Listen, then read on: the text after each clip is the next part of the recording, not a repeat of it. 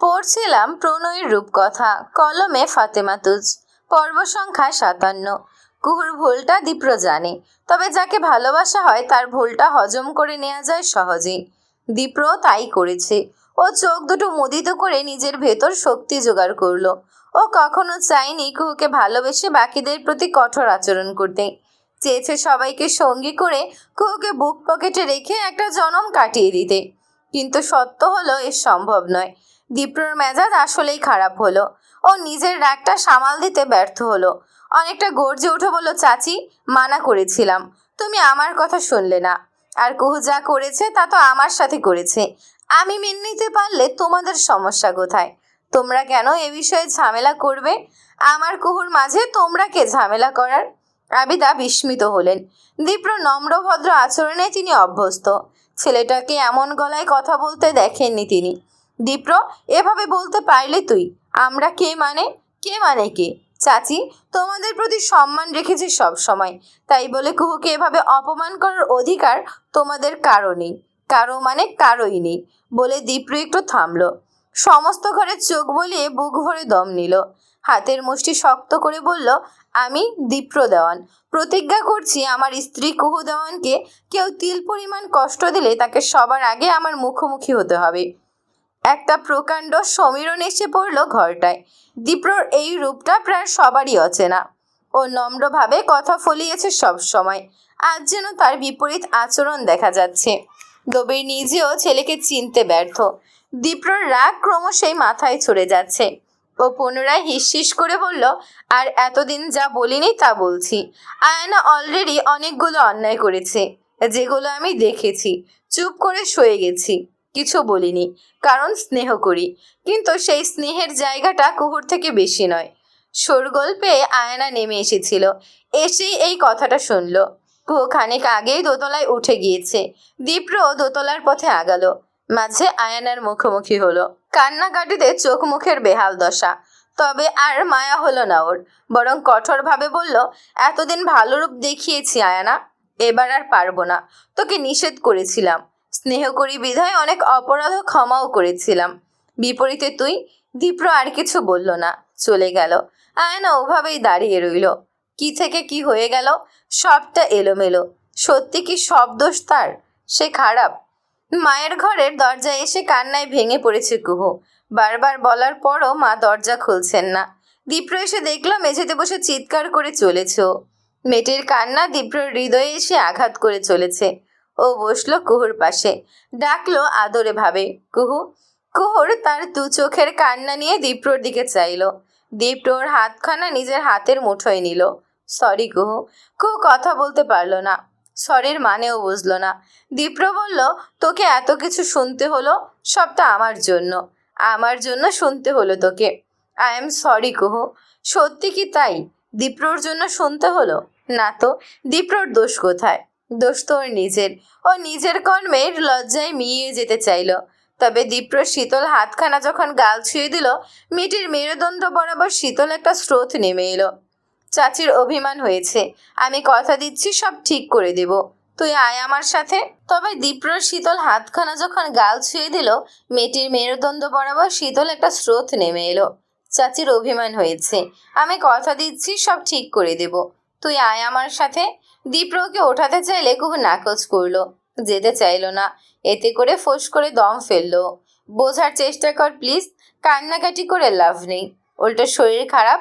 আর তোর কি মনে হয় শরীর খারাপ করলে চাচির ভালো লাগবে? লাগবে বল?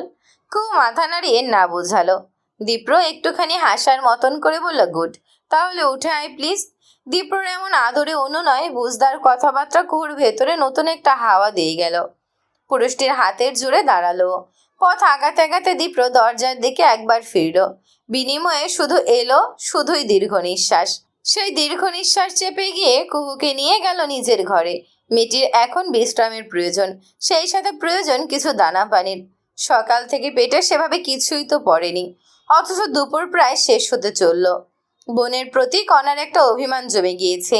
ও নিজেই চাইতো দীপ্র ভাইয়ের সাথে কুহুর বিয়েটা হোক, কিন্তু আজকের ঘটনা শুনে কুহুর প্রতি খুব রাগ হচ্ছে। খুব মানে খুব। মায়ের কথা ভেবে কান্নাও পাচ্ছে। এদিকে একটা ফোন কল খুবই বিরক্ত করে চলেছে। রাগীব 10 বারের বেশি কল করেছে। কনার রাগের আক্রোশের ফোনটা ফেলে দিতে ইচ্ছে করছে, কিন্তু ও পারে না। ওর সে সাধ্য নেই। ফোন ফেলে দিলে পুনরায় ফোন জুটবে কিনা তার নিশ্চয়তা নেই, তাই ফোনটা আর ফেলা হয় না। ও কল রিসিভ করে চেঁচিয়ে ওঠে, আপনার কি সমস্যা? আমাকে কেন কল করেন? আমি কে? আমাকেই কেন কল করতে হবে? কেন বিরক্ত করছেন? কল রিসিভ করছি না, তারপরও কল করে চলেছেন। কনার বিচলিত ভাব, রাগ, ক্ষোভ ওপাশের ব্যক্তিটিতে প্রভাবিত করলেও অপমান বোধ হলো না তার, বরং শীতল একটা জবাব এলো, সরি কণা, সত্যিই সরি। কণা দমল, বুঝতে পারলো রাগীবের সাথে বেশ খারাপ একটা আচরণ হয়ে গেছে, তবে এই নিয়ে কিছুটি বলল না। রাগীব বলল, তোমাকে আসলেই বিরক্ত করে চলেছি, কিন্তু আমি নিরুপায় হয়ে কল করেছি। রাত্রে কি ফিরেছে? না। ও ফিরেনি। একটু থেমে রাগীব আবার শুধালো, ওর কোনো খবর? জানি না। কনার এই আচরণ যে অস্বাভাবিক নয় তা ও বুঝে। তাছাড়া আরও একটি ঘটনা তার কান অবধি এসেছে। ও সেটা তুলতেই কণা এবার ফোঁস করে উঠল, মজা নেওয়ার জন্য কল করেছেন? আমার আপু না জানিয়ে বিয়ে করেছে। আমাদের অবস্থা এখন কতটা খারাপ সেসব জানার জন্যই কল করেছেন। বুঝতেই তো পারছেন আমরা ভালো নেই। এবার শান্তি হয়েছে না? বলে ওপাশের ব্যক্তিটিকে কিছু বলার সুযোগ দিল না ও। কল কেটে আবারও জোরে কেঁদে ফেলল। সামনেই তার কলেজ জীবন শুরু হতে চলেছে, অথচ পরিবারের সবটা এলোমেলো হয়ে আছে। সকল সুখ শান্তি শেষ হয়ে গেছে। কুহুকে অনেকটা জোর করে কিছু খাবার খাওয়াতে পেরেছে দীপ্র। ও ভালোই বুঝেছে দবির মনে মনে সন্তুষ্ট নয়, তাই নিজে থেকেই বাবার সাথে কথা বলতে এসেছে। দবির ছেলেকে দেখে শান্ত সুরে বললেন, বসো দীপ্র। বসবো না বাবা। আচ্ছা, যাদের সাথে একটু কথা বলতে হবে। কি বলবো বলো? বলবে কুহুর বিষয়টি তোমরা স্বাভাবিকভাবে নিয়েছ। ঠিক আছে। দীপ্র বেরিয়ে এলো। ও বুঝেছে বাবা আসলেই স্বাভাবিকভাবে নেয়নি, নেওয়ার কথাও না। কেউ ঘটনাটা স্বাভাবিকভাবে নিতে পারবে না। দীপ্রর রাগ হলো নিজের ওপর। ও যদি আগে থেকেই কুহুকে বোঝাতো, রাগ দেখিয়ে বিয়ে অবধি ঘটনাটা না করাতো, তবে এসব হতোই না। আসলেও ভুল হয়ে যাওয়ার পর মানুষ নিজের ভুল বুঝতে পারে, যেমনটা কুহু বুঝেছে, আর এখন বুঝে চলেছে দীপ্র। আগে বুঝলে এই ঘটনাগুলো হতোই না। দীপ্র আসলেই স্বস্তি পেল না। ও চলে এলো নিজের গাড়িখানা নিয়ে। গ্রামের রাস্তায় গাড়ি চালাতে চালাতে বড় ব্রিজে এসে গাড়ি থামালো। ব্রিজের নিচ দিয়ে বয়ে গেছে বিশাল নদী। এই নদীর জল ভীষণ টলটলে। সে জলে চেয়ে দীপ্র ভাবলো সকালের ঘটনা। অনেকটা ভেবেচিন্তেই সিদ্ধান্তটা নিয়েছিল। বুঝেছিল আয়ানা আর চাচা চাচি কিছু একটা করতে চলেছে, আর সেটার প্রকাশ আগে হয়ে গেলে কুহুকে পাওয়া কঠিন হবে। এদিকে কুহু, মেয়েটির হৃদয়ের অনুভূতি পরিষ্কার নয়। অপরাধ বোধ, বাবা হারানোর শোক, পরিস্থিতি সবকিছু তাকে চেপে ধরেছে। ও নিজেও বুঝে না কখন কি করে, কি অনুভূতি বুকের ভেতর দলা পাকায়। এমন অবস্থায় বিয়ে নিয়ে বললে কুহুর প্রতিক্রিয়া কি হবে সেটাও একটা বিশাল বিষয় ছিল। সেই জায়গা থেকে অনেক ভেবে চিন্তে দীপ্র নিজের মনের কথা জানালো। কুহু নির্বিকারভাবে শুনল, তারপর দূরে সরে চাইল। তবে দীপ্র সেটা হতে দিল না। দু হাতে আগলে নিল ওকে, বোঝালো সব ঠিক হবে, সব ঠিক হতেই হবে।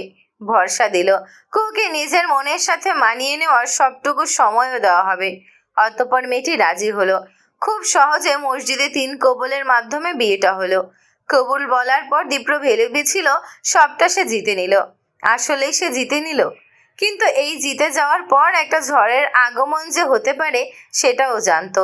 তবে তার তীব্রতা এভাবে প্রকাশ পাবে সেটা ওর ধারণার বাহিরেই ছিল। আয়না কিংবা আবিদা দুজনের আচরণও আগে ভাগে বুঝতে পারেনি। ভেবেছিল আয়না সহজভাবে সব সামলে নিবই, কিন্তু তার কোনোটাই ঘটল না। মাঝ থেকে কুহুকে আরো বেশি কষ্ট পেতে হলো। দীপ্রর মাথা কাজ করে না, রাগ হয়। রাগের বসে ব্রিজের রেলিংয়ে ধুম করে আঘাত করে বসে, আর সেটাই কাল হয়। হাত ফেটে লাল তরল নেমে আসে। দীপ্র চোখ দুটো বন্ধ করে, সঙ্গে সঙ্গে ভেসে ওঠে কুহুর মুখশ্রী।